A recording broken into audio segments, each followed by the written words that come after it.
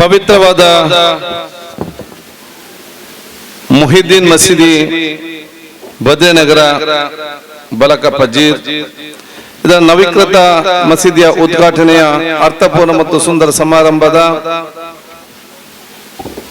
ಕಾರ್ಯಕ್ರಮ ಇವತ್ತು ನವೀಕೃತ ಮಸೀದಿಯನ್ನು ಉದ್ಘಾಟಿಸಿ ನಮ್ಗೆಲ್ಲರಿಗೂ ದುಆನ್ ಮಾಡಿದಂತಹ ನಮಗೆಲ್ಲ ಅತ್ಯಂತ ಆದರಣೀಯರು ನಮ್ಗೆಲ್ಲೂ ಬಹುಮಾನ್ಯರಾಗಿರುವಂತಹ ಸಂಯುಕ್ತ ಕಾಜಿ ಪಾತೂರ್ ಅಲ್ಲಾಜ್ ಪಿ ಅಹಮದ್ ಮುಸ್ಲಿಯಾರ್ ಅವರ ದುಆವನ್ನು ಬೇಡಿಕೊಂಡು ವೇದಿಕೆ ಮೇಲೆ ಉಪಸ್ಥಿತರಿದ್ದು ಇವತ್ತಿನ ಕಾರ್ಯಕ್ರಮವನ್ನು ದುಆ ಮೂಲಕ ಚಾಲನೆಗಿರುವಂತಹ ನಮ್ಗೆ ಆದರಣೀಯ ಬಹುಮಾನ್ಯ ಅಂತ ಸೈಯದ್ ಅಮೀರ್ ತಂಗಲಲ್ ಬುಖಾರಿ ಕಿನ್ಯರ್ ಅವರೇ, ಕಾರ್ಯಕ್ರಮದ ಅಧ್ಯಕ್ಷ ಸ್ಥಾನ ವಹಿಸಿದಂತಹ ಬಹುಮಾನ ಆದಮ್ ದಾರ್ಮಿ ಅಜ್ನಕಟ್ಟೆ ಅವರೇ, ಅದೇ ರೀತಿ ಕಾರ್ಯಕ್ರಮದಲ್ಲಿ ಇವತ್ತಾನೆ ಕಿರಾತನ್ನು ಪಠಿಸಿದಂತಹ ಬಹುಮಾನ ಕೆ ಇಬ್ರಾಹಿಂ ಉಸ್ತಾದ್ ಅವರೇ, ಈ ಕಾರ್ಯಕ್ರಮದಲ್ಲಿ ಉಪಸ್ಥಿತವಂತಹ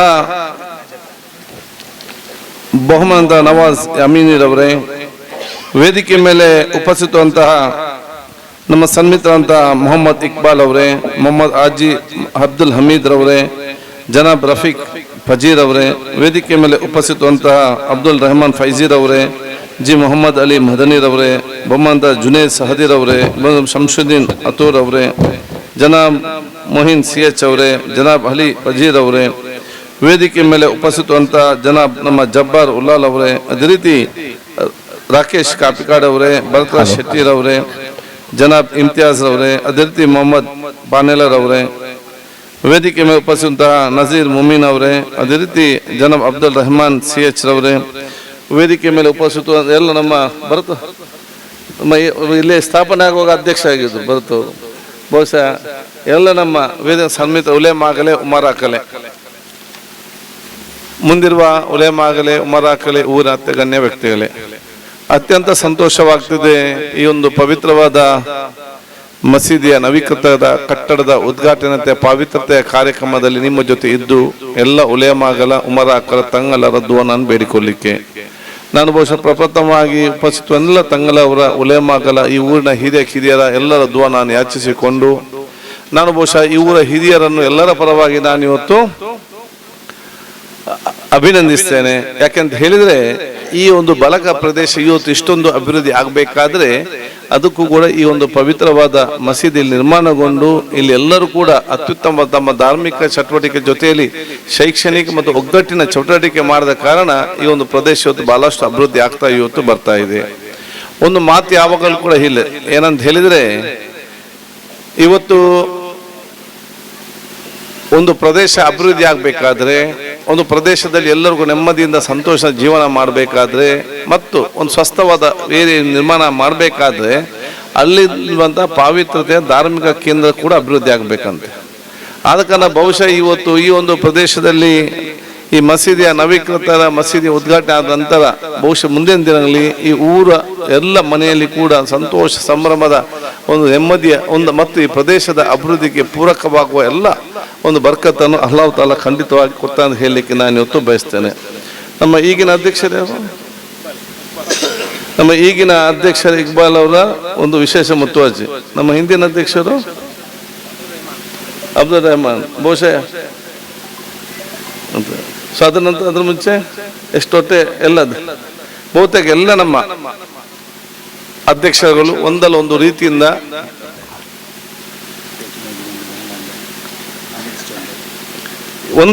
ರೀತಿಯಿಂದ ಈ ಊರವರು ಬಹುಶಃ ಎಲ್ಲರೂ ಕೂಡ ಇವತ್ತು ಕೊಟ್ಟಿದ್ದಾರೆ. ಅದಕ್ಕಾಗಿ ಬಹುಶಃ ನಮ್ಮ ಹಿರಿಯರಾಗಿರೋ ನಮ್ಮ ಅಗಲಿದಂಥ ನಮ್ಮ ಹಮೀದ್ ಹಾಜಿ ಅವರಿರಲಿ, ಇಬ್ರಾಹಿಂ ಅವರಿರಲಿ, ಅದೇ ರೀತಿ ಅಬ್ದುಲ್ಲಾರವರು, ಬಹುಶಃ ಉಮರ್ ಕುಂಜಿ ಅವರು, ಅದೇ ರೀತಿ ಸಿ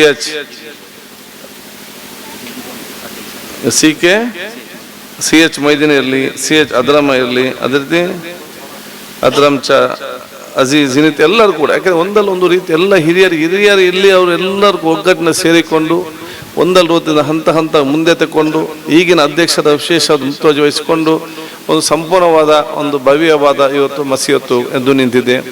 ಮುಂದಿನ ದಿನದಲ್ಲಿ ಕೂಡ ಇದು ಇನ್ನಷ್ಟು ಸೌಂದರ್ಯೀಕರಣ ಕೂಡ ಆಗಲಿಕ್ಕಿದೆ. ಅಲ್ಲದೆ ಬಹುಶಃ ನಮಗೆ ಇವತ್ತು ರಿನೋವೇಷನ್ ಮಸೀದಿ ಜೊತೆಯಲ್ಲಿ ಮುಂದೆ ಬರುವಂತಹ ಅಯೋಧ್ಯೆ ಇಸ್ಲಾಂ ಮದ್ರಸದ ಕಟ್ಟಡವು ಕೂಡ ಇವತ್ತು ನಿರ್ಮಾಣ ಮಾಡಲಿಕ್ಕೆ ಎಲ್ಲ ಯೋಜನೆ ಹಮ್ಮಿಕೊಂಡಿದ್ದಾರೆ.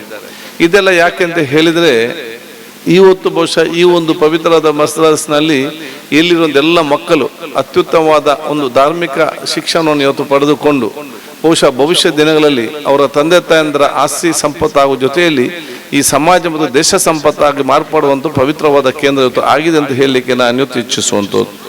ಆದ ಕಾರಣ ಎಲ್ಲ ಯುವಕರಿಗೆ ನಾನು ಹೇಳಿದಿಷ್ಟೇ, ಬಲಕದ ಹಿರಿಯರ ಧ್ರುವ ಮತ್ತು ಅವ್ರ ಮಾರ್ಗದರ್ಶನದಲ್ಲಿ ಯುವ ಜನತೆ ಇವತ್ತು ಮುಂದೆ ಹೋಗ್ಬೇಕಂತ ನಾನು ಹೇಳಲಿಕ್ಕೆ ನಾನು ಇವತ್ತು ಬಯಸ್ತೇನೆ. ಹಿರಿಯರ ಶ್ರಮ ಏನಿದೆ, ಅವರ ತಾಳ್ಮೆ ಏನಿದೆ, ಅವ್ರ ಪ್ರೀತಿ ವಿಶ್ವಾಸ ಏನಿದೆ, ಅವ್ರು ಪಟ್ಟಂಥ ಕಷ್ಟ ಏನಿದೆ, ಇದನ್ನೆಲ್ಲ ತಾವು ಆಲೋಚನೆ ಮಾಡಿಕೊಂಡು ಒಂದೇ ಹೆಜ್ಜೆ ನೋಡಿಕೊಂಡೇ ತಮ್ಮ ಮುಂದೆ ಹೆಜ್ಜೆ ಇಡಬೇಕಂತ ಹೇಳಲಿಕ್ಕೆ ನಾನು ಇವತ್ತು ಇಚ್ಛಿಸುವಂಥದ್ದು. ಆಗ ನಾವು ಸದೃಢವಾಗಿ ಗಟ್ಟಿಯಾಗಿ ನಿಂತು ಅತ್ಯಂತ ಯಶಸ್ವಿಯಾಗುವಂಥ ಅವಕಾಶ ನಮಗೆ ಖಂಡಿತವಾಗಿ ಇವತ್ತು ಸಾಧ್ಯ ಇವತ್ತು ಆಗ್ತದೆ. ಆದರೆ ಬಹುಶಃ ನಾನು ಯಾವಾಗಲೂ ಹೇಳ್ತಾ ಇರ್ತೇನೆ, ಒಂದು ಪ್ರೀತಿಯ ಸೌಹಾರ್ದತೆ ಸಮಾಜ. ಯಾಕಂದರೆ ಇಲ್ಲಿ ಇವತ್ತು ನಮ್ಮ ಬಸವ ಶೆಟ್ಟಿ ಇದ್ದಾರೆ, ಬೊಳ್ಳೂರಿನ ನಮ್ಮ ರಾಕೇಶ್, ಇನ್ನೊಬ್ರು ಇವತ್ತೆಲ್ಲ ಈ ಒಂದು ಊರಿನಲ್ಲಿ ಎಲ್ಲರೂ ಕೂಡ ಪರಸ್ಪರ ಇಂಥ ಕಾರ್ಯಕ್ರಮ ಆಹ್ವಾನಿಸಿಕೊಂಡು ನಮ್ಮ ಸಂಸ್ಕೃತಿಯನ್ನು ಹಂಚಿಕೊಂಡು ವಿಶ್ವಾಸ ಬರ್ತವ ಸಮಾಜ ನಿರ್ಮಾಣ ಮಾಡೋ ನೇತೃತ್ವವನ್ನು ಕೂಡ ತಾವು ಹಮ್ಮಿಕೊಂಡಿರೋದು ಈಗೆಲ್ಲ ಹಿಂದಿಂದಲೂ ಕೂಡ ನಾನು ಇವತ್ತು ನೋಡ್ತಾ ಇದ್ದೇನೆ. ಇಲ್ಲಿ ಎಲ್ಲ ಯುವಕ ಇಮ್ತಿಯಾಜ್, ಇಲ್ಲಿ ರಫೀಕ್, ಇಲ್ಲಿ ಸಮೀರ್ ಎಲ್ಲರೂ ಕೂಡ ಎಲ್ಲ ಜೊತೆ ಸೇರಿಕೊಳ್ಳುವಂಥ ಅವಕಾಶ ಇದೇ ನಮ್ಮ ಮುಖ್ಯ. ಊರಲ್ಲಿ ಸಾಮರಸ್ಯ ನಮಗೆ ಮುಖ್ಯವಾದ ನಮ್ಮ ಗುರಿ ಇವತ್ತು ಆಗಬೇಕಂತ ಹೇಳಲಿಕ್ಕೆ ನಾನು ಇವತ್ತು ಬಯಸ್ತೇನೆ. ಬಲಕದ ದೊಡ್ಡ ಮಟ್ಟದ ಆಸ್ತಿ ಸಂಪತ್ತು ಯಾವುದಂತ ಹೇಳಿದರೆ, ಎಷ್ಟು ಶ್ರೀಮಂತ ಇದ್ದಾರೆ, ಎಷ್ಟು ಬಂಗ್ಲೆ ಇದೆ, ಎಷ್ಟು ಕಾರಿದೆ, ಅದು ಇವನ ಸಂಪತ್ತೇ ಅಲ್ಲ, ಯಾವನ ಸಂಪತ್ತು ಕೂಡ ಅಲ್ಲ. ನಿಮ್ಮಲ್ಲಿ ಎಷ್ಟು ಒಗ್ಗಟ್ಟಿದೆ ಅದು ಇವನು ದೊಡ್ಡ ಮಟ್ಟದ ಸಂಪತ್ತಾಗಿದೆ. ಆ ಒಗ್ಗಟ್ಟನ್ನು ಸ್ಥಾಪನೆ ಮಾಡೋದು ಅವಕಾಶ ಆಗಬೇಕು. ಒಗ್ಗಟ್ಟಂತ ಹೇಳಿದರೆ ಅದು ನಾನು ಹೇಳಿದೆ ಸರಿ ಅಂತ ಅರ್ಥ ಅಲ್ಲ, ಸಾಮರಸ್ಯ ಇರಬೇಕಾಗ್ತದೆ. ಸಾಮರಸ್ಯ ನಾನು ಯಾವಾಗಲೂ ಮಾತು ಹೇಳ್ತಾ ಇರ್ತೇನೆ, ಧಾರ್ಮಿಕ ನಂಬಿಕೆ ಅದು ದೌರ್ಬಲ್ಯ ಅಲ್ಲ. ಧಾರ್ಮಿಕ ನಂಬಿಕೆಗಳು ಈ ಮೊನ್ನೆ ದೊಡ್ಡ ಮಟ್ಟದ ಶಕ್ತಿ. ಪ್ರತಿಯೊಂದು ಧರ್ಮವು ಕೂಡ ಇನ್ನೊಬ್ಬರಿಗೆ ಅವರ ದೇಹಕ್ಕೆ ಮತ್ತು ಮನಸ್ಸಿಗೆ ಗಾಯ ಮಾಡುವಂಥ ಕತ್ತಿ ಮತ್ತು ಇವತ್ತು ನೋವುಂಟು ಮಾಡುವ ವಸ್ತು ಆಗಬಾರ್ದು. ಪ್ರತಿಯೊಂದು ಧರ್ಮವು ಕೂಡ ಇನ್ನೊಬ್ಬರ ಮನಸ್ಸಿನ ನೋವನ್ನು ಮತ್ತು ದೇಹದ ಗಾಯನ್ನು ಗುಣಪಡಿಸುವಂಥ ಔಷಧ ಇವತ್ತು ಆಗಬೇಕಂತ ಹೇಳಲಿಕ್ಕೆ ನಾನು ಇವತ್ತು ಬಯಸ್ತೇನೆ. ನಾವು ಪ್ರತಿಯೊಂದಲ್ಲ ಧರ್ಮವು ಇನ್ನೊಬ್ಬರ ನೋವನ್ನು ಸನ್ನಿಸುವಂಥದ್ದು, ಇವನ ಗಾಯನ್ನು ಅವನ ನೋವಂತ ಗಾಯ ಗುಣಪಡಿಸುವಂತಹ ದೊಡ್ಡ ಮಟ್ಟದ ಆ ಒಂದು ನಮ್ಮ ಶಕ್ತಿ ಇವತ್ತು ಧರ್ಮಕ್ಕೆ ಇವತ್ತು ಬರಬೇಕು. ಅದನ್ನು ಬಹುಶಃ ನಮ್ಮ ಉಲೇಮಾಗಳು ನಮಗೆ ಇವತ್ತು ಮದ್ರಾಸಲ್ಲಿ ಕಲಿಸಿರು ಅಂತ ಹೇಳಲಿಕ್ಕೆ ನಾನು ಇವತ್ತು ಬಯಸ್ತೇನೆ. ಅಂಥ ದೊಡ್ಡ ನೇತೃತ್ವ ನಮ್ಮ ತಂಗಲವರು, ಉಸ್ತಾದರು, ಕಾಸಿ ಅವರು ಎಲ್ಲ ನಮಗೆ ಕೊಡುವಂಥ ವಿಚಾರ ಕೂಡ ಆಗಿದೆ. ಸಮಸ್ಯೆಗಳು ಬರ್ತದೆ ಸ್ವಾಭಾವಿಕ. ಸಮಸ್ಯೆ ಇಲ್ಲದ ಪ್ರದೇಶ ಎಲ್ಲಿ ಸಿಗ್ಲಿಕ್ಕೆ ಸಾಧ್ಯ ಇಲ್ಲ. ಭಿನ್ನಾಭಿಪ್ರಾಯ ಇಲ್ಲದೆ ಸಾಮರಸ್ಯ ಇರಲಿಕ್ಕೆ ಸಾಧ್ಯ ಇಲ್ಲ. ಎಲ್ಲಿ ಇಬ್ಬರು ಜನ ಇದ್ದಾರ ಅಲ್ಲಿ ಭಿನ್ನಾಭಿಪ್ರಾಯ ಇದ್ದೇ ಇರ್ತದೆ. ಎಲ್ಲಿ ಎರಡು ಮನೆಗಳಿರ್ತದೆ ಅಲ್ಲಿ ಭಿನ್ನಾಭಿಪ್ರಾಯ ಇದ್ದೇ ಇರ್ತದೆ. ಭಿನ್ನಾಭಿಪ್ರಾಯ 4-5 ಜನ ಸೇರ್ತಾರೆ, ಒಂದು ಭಿನ್ನಾಭಿಪ್ರಾಯ ಒಂದೇ ಬರ್ತದೆ. ಭಿನ್ನಾಭಿಪ್ರಾಯ ಬಿಟ್ಟು ಸಾಮರಸ್ಯ ನಾನು ಹೇಳಿದ ರೀತಿಯೇ ಇರ್ಬೇಕಂತ ಹೇಳಿ ಇರಲಿಕ್ಕೆ ಸಾಧ್ಯ ಇಲ್ಲ. ಅದು ಎಲ್ಲ ಭಿನ್ನಾಭಿಪ್ರಾಯವನ್ನು ಸ್ವೀಕರಿಸಿಕೊಂಡು ಚರ್ಚೆ ಮಾಡಿಕೊಂಡು ಒಬ್ಬರೊಬ್ಬರ ಅರ್ಥ ಮಾಡಿಕೊಂಡು ನಾವೆಲ್ಲರೂ ಕೂಡ ಭಾರತೀಯರಂತೆ ನಾವು ಒಗ್ಗಟ್ಟಿನ ಮುಂದೆ ಹೋಗ್ತೇವಲ್ಲ, ಅದು ನಿಜವಾದ ಸಾಮರಸ್ಯ. ಆ ಸಾಮರಸ್ಯ ನೇತೃತ್ವವನ್ನು ಬಲಕ ಪ್ರದೇಶದಲ್ಲಿ ಹಮ್ಮಿಕೊಳ್ಬೇಕಂತ ಹೇಳಲಿಕ್ಕೆ ನಾನು ಇವತ್ತು ಇಚ್ಛಿಸ್ತೇನೆ. ಅದಕ್ಕಾಗಿ ಈ ಪ್ರದೇಶದ ಯಾವುದೇ ಅಭಿವೃದ್ಧಿ ಸಂದರ್ಭದಲ್ಲಿ ನಾನು ಶಾಸಕನಾಗ ಬಹುಶಃ ಏನು 4-5 ಮನೆಗಳು ಬಹುಶಃ ಒಂದು ಹಿಂದಿನ ಸಣ್ಣ ಮಟ್ಟದ ಮಸೀದಿ ಇತ್ತು, ಸ್ಟಾರ್ಟಿಂಗ್ ಆದಷ್ಟೇ. ಇದೀಗ 10 ವರ್ಷಗಳಲ್ಲಿ ಬಲಕ ಪ್ರದೇಶ ಬಹಳಷ್ಟು ಜನಬಿಡ ಪ್ರದೇಶ ಆಗಿದೆ. ಎಲ್ಲ ರಸ್ತೆಗಳು ಇವತ್ತು ಕಾಂಕ್ರೀಟ್ ಹಾಕೊಂಡು ಇವತ್ತು ಬಂದಿದೆ. ಕುಡಿಯೋ ನೀರು ಬಹಳ ಸಮಸ್ಯೆ. ಈಗ 24 ಗಂಟೆ ಕುಡಿಯೋ ನೀರು ಯೋಜನೆ ಕುಡಿಯೋದು ಕೆಲಸ ಇವತ್ತು ನಡೀತಾ ಇದೆ. ವಿದ್ಯುತ್ ಶಕ್ತಿಗೆ ಏನು ಕುಡಿಯೋದು ಸಮಸ್ಯೆ ಇಲ್ಲ. ಎಲ್ಲ ರೀತಿಯ ಅಭಿವೃದ್ಧಿ ಈ ಊರಲ್ಲಿ ಮಾಡಿಕೊಳ್ಳೋದು ನನಗೆ ಕೂಡ ಅತ್ಯಂತ ಸಂತೋಷ. ಆದ ಕಾರಣ ಬಹುಶಃ ಈ ಒಂದು ಮಸೀದಿ ಮುಂದಿನ ದಿನಗಳಲ್ಲಿ ಇನ್ನಷ್ಟು ಪಾವಿತ್ರತೆಯನ್ನು ಇದ್ದು ಎಲ್ಲರಿಗೂ ಕೂಡ ಶಾಂತಿಯ ಒಂದು ದಿಕ್ಸೂಚಿ ಕೊಡುವಂಥ ಒಂದು ದೊಡ್ಡ ಮಟ್ಟದ ಪಾವಿತ್ರತೆ ಕೇಂದ್ರ ಜೊತೆಯಲ್ಲಿ ಸರ್ವ ಜನರ ಸೌಹಾರ್ದತೆಯ ಮತ್ತು ಪ್ರೀತಿಯ ಮತ್ತು ಮಾಹಿತಿಯ ಕೇಂದ್ರ ಕೂಡ ಇವತ್ತು ಆಗಲಿ ಅಂತ ಕೂಡ ನಾನು ಹೇಳಲಿಕ್ಕೆ ನಾನು ಇವತ್ತು ಬಯಸ್ತೇನೆ. ಬಹುಶಃ ನಾನು ಕೂಡ ನನ್ನಿಂದ ಆಗುವಂಥ ಸಹಾಯ ನಾನು ಇವತ್ತು ಮಾಡಿದ್ದೇನೆ. ಇನ್ನು ಏನು ಒಲಿದಿದೆ ಹೇಳಿದ್ದೇನೆ ಅದನ್ನು ಕೂಡ ನಾನು ಖಂಡಿತವಾಗಿ ನಾಳೆ ಬೆಲೆ ಒಳಗಡೆ ನಾನು ನಿಮಗೆ ಮುಟ್ಟಿಸ್ತೇನೆ. ಮುಂದೆ ಸರ್ಕಾರದಿಂದ ಏನೋ ಇವತ್ತು ಆಗಬೇಕಾ, ಬಹುಶಃ 2-3 ಸಲ ಇವರೆಲ್ಲ ಬಂದಿದ್ದು, ಸಮೀರ್ ಇರಲಿ, ರಫೀಕ್ ಇರಲಿ, ನಮ್ಮ ಇಮ್ತಿಯಾಜ್ ಇರಲಿ, ಭರತವ್ರ ಜೊತೆಯಲ್ಲಿ ಬಂದು 2 ಸಲ ನಾನು ಕೂಡ ಮಂತ್ರಿಯಾಗಿ ಬರೆದಿದ್ದೇನೆ. ಅದಕ್ಕೆ ನನಗೆ ಏನು ಅನುದಾನ ಬಿಡುಗಡೆ ಆಗಿದ್ದರೆ ತೊಂದರೆ ಇಲ್ಲ, ಆಗದಿದ್ದರೆ ಆ ಅನುದಾನ ಕೂಡ ನಾನು ಖಂಡಿತವಾಗಿ ಅದಕ್ಕೆ ನಾನು ಬಿಡುಗಡೆ ಮಾಡ್ತೇನೆ ಅಂತ ನಾನು ಕೂಡ ಹೇಳಿಕೊಂಡು ದೀರ್ಘವಾಗಿ ಮಾತಾಡದೆ ಮತ್ತೆ ಬಹುಶಃ ಇತ್ತು ಉಪ್ಪಿನಂಗಡಿ ಮತ್ತು ಬೆಳ್ತಂಗಡಿ ಪದ 2 ಕಾರ್ಯಕ್ರಮದ ಕಾರಣ ನಾನು ತಂಗಲವರ ಪರ್ಮಿಷನ್ ಕೇಳಿ ನಾನು ಸ್ವಲ್ಪ ಬೇಗ ಮಾತಾಡಿ ಹೋಗ್ತಂತ ಅವಕಾಶ ನಾನು ಇವತ್ತು ಪಡ್ಕೊಂಡಿದ್ದೇನೆ. ನಿಮ್ಮೆಲ್ಲರ ದುವಾ ಆಶೀರ್ವಾದ ನಾನು ಇವತ್ತು ಆದ ಕಾರಣ ಇವತ್ತು ಈ ಒಂದು ಪವಿತ್ರವಾದ ಮಸೀದಿಯ ಮತ್ತು ಇವನ ಅಭಿವೃದ್ಧಿಗೆ ನಾವೆಲ್ಲ ಶ್ರಮಿಸುವ. ಅದು ಗ್ರಾಮ ಪಂಚಾಯತ್ ಹಿಡಿದು ರಫೀಕ್ ಅವರು ಈಗಾಗಲೇ ಸಾರ್ವಜನಿಕ ನಮ್ಮ ಶೌಚಾಲಯಕ್ಕೆ 1 ಲಕ್ಷ ರೂಪಾಯಿ ಆ ಶೌಚಾಲಯ ವ್ಯವಸ್ಥೆ ಕೂಡ ಮಾಡಿದ್ದಾರೆ.